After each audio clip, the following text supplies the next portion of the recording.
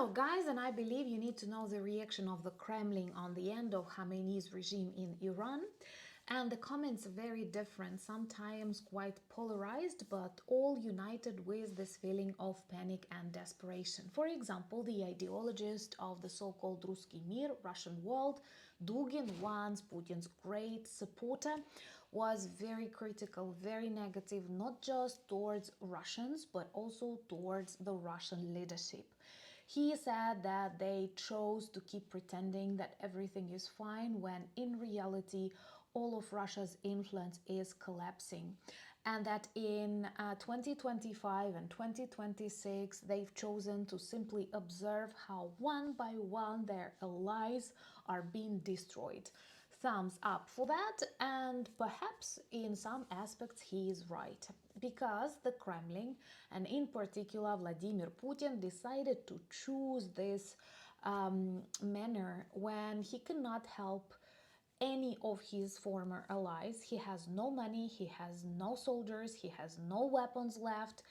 And what can he do? He chooses this mode to keep pretending that everything is fine, everything goes according to his plan, just as he did after the collapse of the Blitzkrieg, which triggered the collapse of the Russian Federation, and that is exactly what we observe right now. As 13 Russian regions, for the first time in history of Russia, experienced a joint air raid alert because of the potential flamingo strikes. Many of them did not hear such alarm in their life, and believe me, they sense that war is back to Russia, something they did not expect back in 2022. Same as the collapse of so many friendly to the Kremlin regimes. Let's discuss that in detail. My name is Anna, I'm from Ukraine, I'm in Ukraine. And if you want to see the defeat and demilitarization of Putin, subscribe and share these videos to spread the truth. And not just Putin, honestly, of all Russia, because there are millions of Putins, similar to Dugin, for example. He's very strong supporter previously and now one of the criticizers. He said that he is very dissatisfied with this relaxed atmosphere inside the Russian Federation, where people keep pretending that everything goes according to their plan, when one by one Russia-friendly regimes collapse and more Russian regions turn into a war zone. And he is right here. And honestly, he collected a lot of facts which demonstrate this exposed geopolitical weakness of the Kremlin, their inability to protect the skies in Syria, the skies in Iran, the skies in Russia, and the fact that they do not discuss how to correct this, that they simply switch off internet, telegram. Similar actions were taken in Iran, and as you see, it did not save Khamenei. And Dugin actually brings us to one very important question, which was also repeated by a lot of YouTubers I respect, and even some newspapers took it as a headline. And that was a beautiful question. Is Putin next? Let me know your thoughts in the comments below, because Putin is now in this full panic mode. As I've mentioned, he does not react fully. He does not provide the necessary military support, neither to Syria nor to Iran. And he keeps pretending that it's just a minor problem, when in reality this was the backbone of his axis of evil. We all know that Iranian drones were fast to attack Ukrainian homes because Khamenei regime helped Putin with the technologies.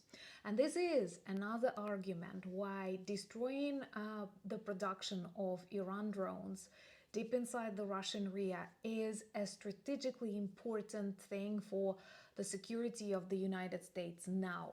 And that's why Ukraine must be allowed to use long-range missiles. We are prepared to do the job, to demilitarize Russia, to destroy their missile production sites, drone production sites that can be transferred otherwise to Iran or other evil regimes that suppress human freedom, dignity, And I hope that more and more people in very different parts of the world will finally understand that Putin is the root cause of so many wars and conflicts that you cannot even connect them. But trust me, I'm a Ukrainian with this 4 years experience of the full-scale war, 12 years of Russia's invasion, and hundreds of years of Russian imperial violations.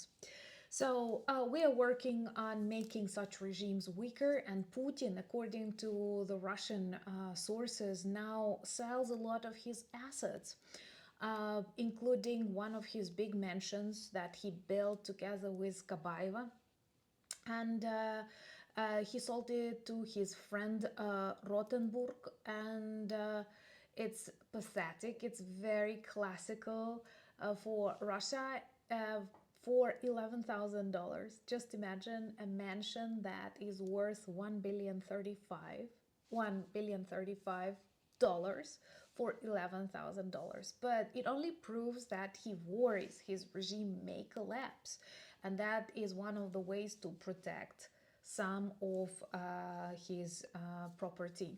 He also sold Domodedovo airport, first nationalized it again and then sold it again to the very same Rothenberg. But right now, Russian airports are not working because the Ukrainian drones control the skies at least above the European part of Russia, including Moscow. And Moscow is now an active war zone, which is a very big change in the course of this war. And that's exactly what we discuss in the video I connect here on Anna Danilchuk channel. I encourage you to watch, subscribe, and of course share, spread the truth. And yesterday, 13 Russian regions experienced a prolonged missile alert. It was an air raid alert. The danger of flamingos flying over 13 Russian regions. It seems to me that approximately 8 of them have never experienced such sounds, and they were petrified. Nothing happened. Russians are lucky. We only target legitimate military sites, but millions of them, literally with each day, understand more and more about the failed special military operation, about the war that is now back to the Russian territory where it belongs. And somehow their excitement about this war disappears. They stop enjoying it when it enters their streets, when it enters their skies. And perhaps that is the only way to negotiate with them. Share these videos to spread the truth. Follow me on Substack for a weekly newsletter, X, Instagram, Threads, Blue Sky, Discord. All the links in the description of this video, same as the link to our merch shop with lots of good items that work well as reminders and conversation starters about Ukraine, and also a good way to celebrate spring. You may not have this tradition, perhaps this is something we still have from the Soviet era, but we often mark the beginning of spring on the very first day according to the calendar, not according to the weather. And this year, Ukrainians prayed for spring. We waited it so much. So today, be it warm or cold, we are talking about our strengths that helped us survive this coldest and deadliest winter ever. And thank you so much for being with us on this way. Prepared to hear the truth, prepared to help us where it is possible, talk to your representatives, to your decision makers. This changes a lot, and hopefully in 2026 one more dictator will collapse, and trust me, we will discuss it on the channel with all the attention and pleasure possible. Thank you for buying me coffees, becoming my patrons and sponsors of the channels, but most importantly, thank you for standing with Ukraine. Slava Ukraini!